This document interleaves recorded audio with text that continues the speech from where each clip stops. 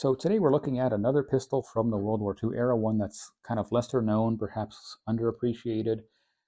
This is one that's also semi-affordable. I say semi-affordable because it's not literally the cheapest option out there. This is, of course, is largely because of its rarity. I'll get into how rare it actually is in a little bit, but it's also by far not the most expensive compared to your USGI 1911s, German PO8s, and even P38s, Russian TT33s. Polish VIS-35s, this is generally going to be more affordable unless you're getting ripped off on Gunbroker or something like that. But in any case, we're getting ahead of ourselves. First of all, what even is this? Well, this is the CZ VZ38. This was intended to be the Czechoslovak military standard issue pistol, but history did intervene. So they made a small number of these for testing. And when the decision was made to begin full-scale production, that these would be, accepted or adopted or whatever the term is, 4 days later, Germany invaded. They took over the factory. Now, the Germans would have the initial production run completed. I believe in that initial run, about 41,000 of these were produced, kind of all in that first year. They would do a couple of much smaller runs throughout the war. Probably, I don't have the numbers memorized, but somewhere in the neighborhood of maybe 45 to 47,000 of these pistols ended up being made. So not nearly as many as its predecessor, the CZ or VZ27. These were made by the hundreds of thousands during World War II, and production actually continued into the early 50s. But I've already featured this pistol in a separate video of its own. But in any case, the star of today's video ended up being more or less forgotten after the war. Okay, now that we have that bit of historic context out of the way, let's go over some of the features. So this is chambered for 380, which is nice because most any gun store will still carry this ammo, so it's not difficult to find or anything like that.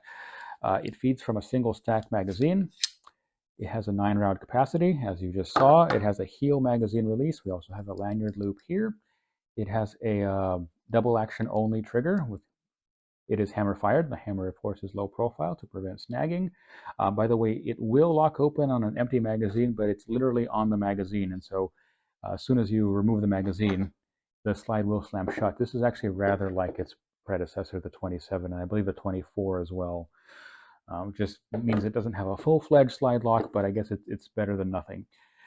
Other than that, the only other control that we have here is this takedown lever, and the way this comes apart is actually really quite cool and very simple. So you push forward on that, and then the slide comes right off like so.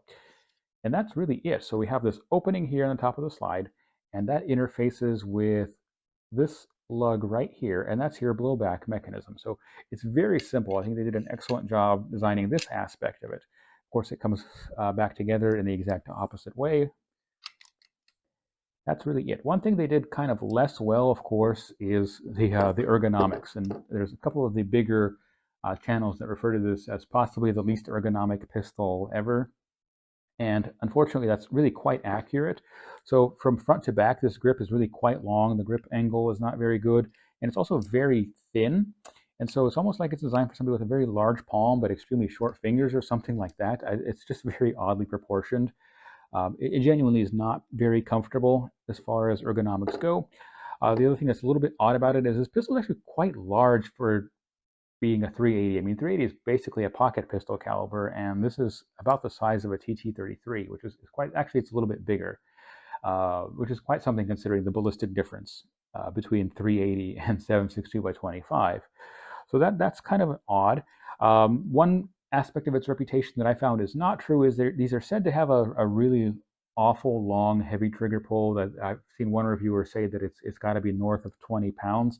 I don't know if they had a particularly bad one, or maybe I have a particularly good one, or maybe it's both. But this trigger is actually, it is long, but it's actually quite smooth. And according to my trigger pull gauge, and it seems about right, the trigger pull on this one is more like 10.5 pounds, which is by no means great, but it's certainly not the worst or anywhere near the worst. So in that regard, it's not quite as bad as the reputation would have you believe. Next, let's go over the markings. There's not a whole lot of anything terribly interesting going on, but nonetheless, so we do have the CZ logo on the grip here. We have the kind of Czech factory marking right here on the slide. These generally, by the way, will not have any sort of German markings or Waffenamps or anything like that. These pistols were more or less, for the most part, completed before the Germans kind of took over the proofing aspect of things, I guess, at the factory. So you usually will not see that. You do have a serial number on the slide and the frame. On the other side, we have CZ logo. It's not showing up all that well on camera. We have an E7 and 39, and 1939 is the year of production, which is when the bulk of these would have been made. And that's really about it for markings. So would I actually recommend that you get one of these things? Well, obviously, it's going to depend on the nature of your collection, how well it fits. There's more than one niche that this could fit into. Obviously, World War II firearms, Axis firearms. The Germans did use these pretty much all over in their actual military, but also sort of a lot of these more rear line kind of enforcement sort of units as well, pretty much all over.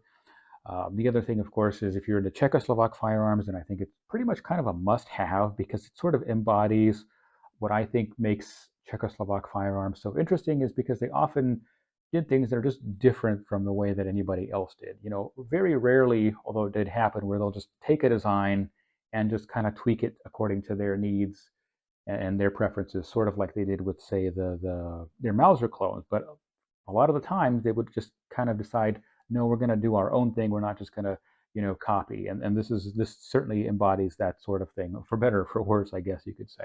So definitely interesting firearm if you can get one priced right.